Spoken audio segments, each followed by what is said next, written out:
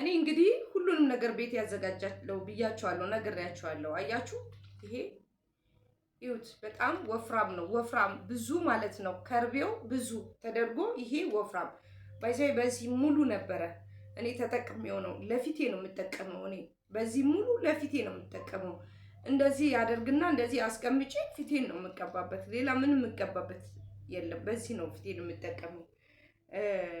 ከዛ በተረፈ ደግሞ አደይ አበባ ሲመጣ መስከረም ይመጣል አይደል? መስከረም ሲመጣ አደይ አበባ እቺ አበባዋን አደይ አበባ እቺ አናቷን አደይ አበባ ቅንጥስ ቅንጥስ የምናረጋት ቢጫ ቢጫ ጆሮ ላይ ልጥፍ ልጥፍ የምናረጋት ድሮ ስንጫወት እሷን አደይ አበባ ቢጫዋን እንለቅማትና ፀሐይ ላይ ጣራ ላይ እናደርጋታለን። ለቅመን ማለት ነው። ለቅመን ፀሐይ ላይ ፍሬሿን አደይ አበባዋን ፍሬሿን ፀሐይ ላይ ለቅመን እናደርቅና ቶሎ ነው የምትደርቀው። ባይዘዌ ቶሎ ከደረቀች በኋላ ዘር አድርገን አስጥተን ከደረቀች በኋላ ያችን አደይ አበባ እንፈጫታለን ማለት ነው። በማሽን እንፈጫታለን። ፓውደር ትሆናለች፣ ድቅቅ ብላ ፓውደር ትሆናለች። እሷን እንነፋትና እናስቀምጣታለን። ዱቄቷን በሌላ እቃ ከርቤ ደግሞ እንደዚህ በወፍራሙ ወፈር ያለ ከርቤ፣ በዛ ያለ ግን ኦሪጂናል ከርቤ በዛ ያለ አያችሁት? ኦሪጂናል ከርቤ ምን እንደሚመስል እዩት። ቅባት ነው ራሱ፣ ስትነኩት ቅባት ነው፣ ውትት ይላል። ቅባት ነው። ሽታው ደግሞ በቃ ልነግራችሁ አልችልም። ኦፍ እንዴት ደስ እንደሚል ልነግራችሁ አልችልም። እና ይሄንን ብዙ በዛ አርጋችሁ ከርቤውን የከርቤው ውሃ በደንብ አርጋችሁ ታወጡለታላችሁ። እስከ 2 ቀን 3 ቀን በደንብ አርጋችሁ እያሻችሁ ውሃው እንዲወጣ አርጋችሁ ከርቤው እስኪያልቅ የስረኛው ከርቤ እስኪያልቅ ድረስ እያሻችሁ ታወጡና ከዛ እሱን ውሃውን በእቃ ታጠሉታላችሁ። በነጠላ ጨርቅ፣ በስስ ጨርቅ፣ በነጠላ ጨርቅ ምናምን ታጠሉታላችሁ። እኔ አላጠለልኩትም። ባይዘው ውሃው ይኸው ከስር እንዳለ ይዩትማ። አያችሁት? እኔ አላጠለልኩትም። ቢቀመጥም ምንም ችግር የለውም። ከርቤ ስለሆነ እኔ ዝም ብዬ ነው ያደረኩት። ሌሎቻችሁ ከፈለጋችሁ ግን ማጥለል ትችላላችሁ። ጥልል ማድረግ ትችላላችሁ። ወይ በወንፊት ወይ በነጠላ ጨርቅ ታጠሉትና ያችን አደይ አበባ 1 ማንኪያና ይሄንን ከርቤ እያረጋችሁ በሆነች በእቃ ላይ እንግዲህ ምንም ትሁን ስኒም ትሁን የሆነች ነገርም ትሁን ኩባያ ነገርም ትሁን ሳህን ነገርም ትሁን 1 ማንኪያ ከርቤዋን 2 ማንኪያ ከርቤዋን አልኩኝ አደይ አበባዋን 2 ማንኪያ ይሄ መበጥበጫ አርጋችሁ ፊታችሁን ማዲያት ያለባችሁ ሴቶች ማዲያት ብቻ ሳይሆን ፊታችሁ ሙንጭርጭር ያለ የማያምር 2-3 አይነት መልክ ያለው ፊት በዚህ ጋር ሌላ ፊት በዚህ ጋር ሌላ ፊት ያላችሁ ሰዎች ይሄንን ከተቀባችሁ ፊታችሁ በጣም ፏ ነው የሚለው። እሺ እንደኔ ፊት ነው የሚያምረው። ባይዘዌ እኔ በጣም ነው የምጠቀመው፣ ደስ ይለኛል፣ እወደዋለሁ። ማለት ምንም ሳይድ ኢፌክት የለውም። ከርቤ ነው፣ አደይ አበባ ነው። አስቡት ምን አይነት መልክ እንዲኖረን። ስለዚህ ይሄንን አድርጋችሁ ሁላችሁም ብትጠቀሙት በጣም ነው ፊታችሁ የሚያምረው። ወደፊትም ምንም አይነት ሜካፕ አትጠቀሙት። ፊታችሁን ምንም አይነት ሜካፕ ከምታስነኩ በጣም ውሃ ብትጠጡ አሪፍ ነው። ውሃና ይሄንን ካዘጋጃችሁ በኋላ አደይ አበባው እንኳን ከሌለ አደይ አበባው እስኪደርስ ይሄንን የከርቤ ውሃ አዘጋጁና ሁል ጊዜ ቤታችሁ አስቀምጡና የከርቤውን ውሃ ተጠቀሙ። ብቻውን ተጠቀሙትማ እንዴት ለውጡን እንደምታዩት በጣም ነው ፊታችሁ የሚያምረው የሚስተካከለው። ብዙ ሴቶች ፊታችሁ ላይ ችግር ስላለ ይሄንን ብታዘጋጁ ለእናንተ ለጤናችሁ ለውበታችሁንም ትጠብቃላችሁ፣ ጤናችሁንም ትጠብቃላችሁ። ከርቤ ግን በጣም ኢምፖርታንት ነው። እሺ ሴቶችዬ ኢምፖርታንት ከርቤ እንደዚህ አዘጋጅታችሁ ራሱ ማለት ነው እንደዚህ ራሱ አዘጋጅታችሁ ማህፀናችሁን ይሄ ዙሪያው ምናምን ሲያሳክካችሁ ይሄ ማህፀን አካባቢ ታፋ አካባቢ ምናምን ሲያሳክካል እውነቴን ነው የምላችሁ እችን በጥጥ አድርጋችሁ ወይ በእጃችሁ አድርጋችሁ እንደዚህ እዛ ቦታ ቅብት ብታደርጉት ድራሹ ነው የሚጠፋው። ድራሹ ብብታችሁን የሚያሳክካችሁ ሰዎች አላችሁ አይደል? ብብት የሚያሳክክ ምክንያቱም ብብት አንዳንዴ የሚያሳክከው አለርጂ ነው። የዶዶራንት አለርጂ የተለያየ ነገር አለርጂ ነው የሚያሳክከን ማለት ነው። እሱን አለርጂውን ለማጥፋት ይሄንን አዘጋጅታችሁ ይሄንን ብትቀቡ በቃ ጠዋት ተቀብላታችሁ ከሰዓት የለም። መጥፎ ሽታ ያላችሁ ሰዎች፣ መጥፎ ጠረን ያላችሁ ሰዎች ይሄንን ተጠቀሙ። በጣም ምርጥ ነው። እዚህ ውስጥ ደግሞ ሸብ ብትጨምሩበት ያሰላል። በቃ ከርቤ ባይዘዌ በጣም ብዙ ነገራችን ውስጥ መግባት አለበት። ብዙ ነገራችን ውስጥ ማለት ነው። መድኃኒትነት በጣም ብዙ መድኃኒትነት ስላለው ብዙዎቻችን የምናውቀው ሰዎች የለንም።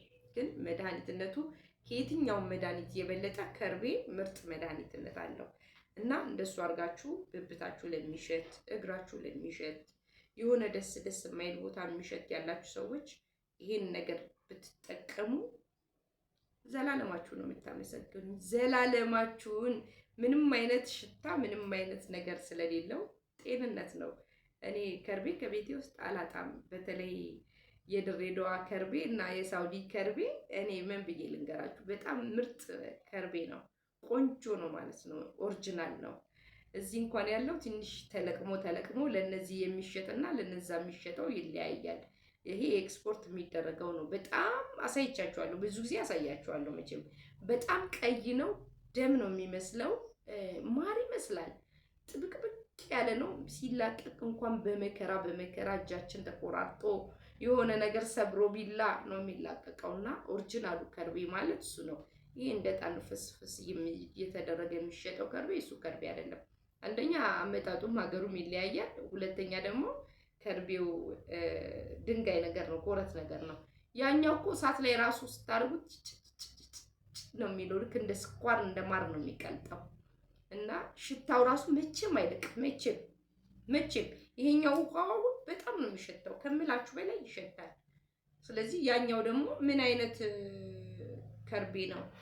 ለዕጣን የሚሆን ከርቤ ነው እንጂ ያኛው ለመድኃኒት የሚሆን ከርቤ አይደለም። በእርግጠኛነት ነው የምነግራችሁ። ለዕጣን ይሆናል፣ ዕጣን እንጠቀምበታለን፣ የሆነ ሽታ ይመጣል። መድኃኒትነት ግን አይሰራም። መድኃኒትነት የሚሰራው ከርቤ ሙጫ ነገሩ በትክክለኛው ኦሪጂናል ከርቤ ነው መድኃኒት የሚሆነው እሱ ነው። እና ይሄንን ቤታችሁ አትጡ። ሁሉ ጊዜ ለምንም ነገር ቤታችሁ ባታጡ ታሪፍ ነው። ለምንም ለጤናም ለምንም ለብዙ ነገራችሁ አጠገባችሁ ቢኖር ይጠቅማችኋል። እዚህ እንዳትቆጩ ብዬ ነው። የሚጠቅማችሁ ነገር ሁሌ እነግራችኋለሁ።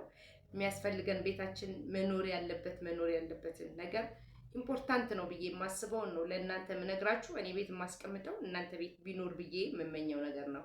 ስለዚህ ሁሉም እናት ቤት፣ ሁሉም ቤተሰብ ቤት፣ ሁሉም ቤት ከርቤ፣ ድኜ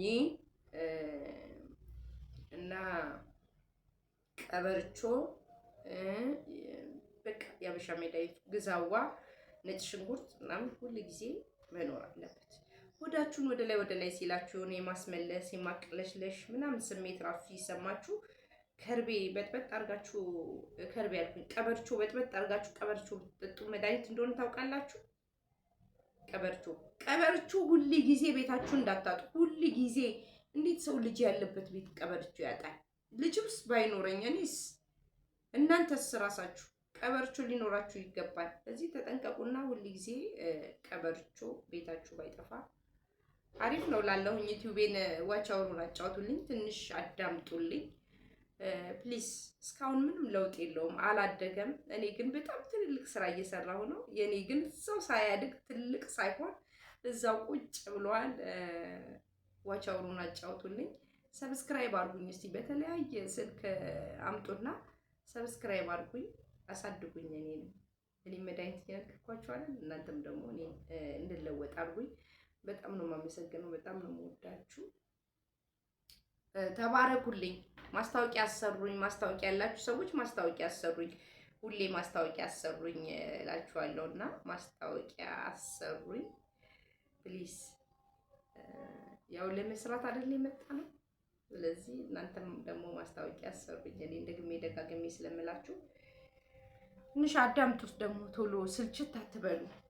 መድኃኒታችንን በአግባቡ እንጠቀም። እኛ ከተጠቀምን የማንድንበት ምክንያት የለም። እኛ ከተደረገልን ይልቅ ካልተደረገልን ይልቅ የተደረገልን ይበልጣል። ስለዚህ እግዚአብሔርን እያመሰገንን በአግባቡ እንጠቀም። ሁላችሁም በአግባቡ ስለማትጠቀሙ ስለምትሰለችሁ ነው እንጂ ምንም የማትድኑበት ምክንያት የለም። በደንብ ነው የምትድኑት። በደንብ ነው የምንድነው ራሱ። እውነቴን ነው የምላችሁ። እግዚአብሔር ይመስገን እንድናለን። ጸልዩ፣ ወደ እግዚአብሔር ሂዱ፣ እግዚአብሔር ቤት አትቅሩ፣ አስራት በኩራት ክፈሉ። ጥሩ ነው። እግዚአብሔርን መደገፍ፣ የማይከዳውን አምላክ መደገፍ አሪፍ ነው እና ተባረኩልኝ። መልካም ቀን ይሆንላችሁ። በጣም ነው የምወዳችሁ። ይህንን ይመስላል ዛሬ ውሏችንን እንግዲህ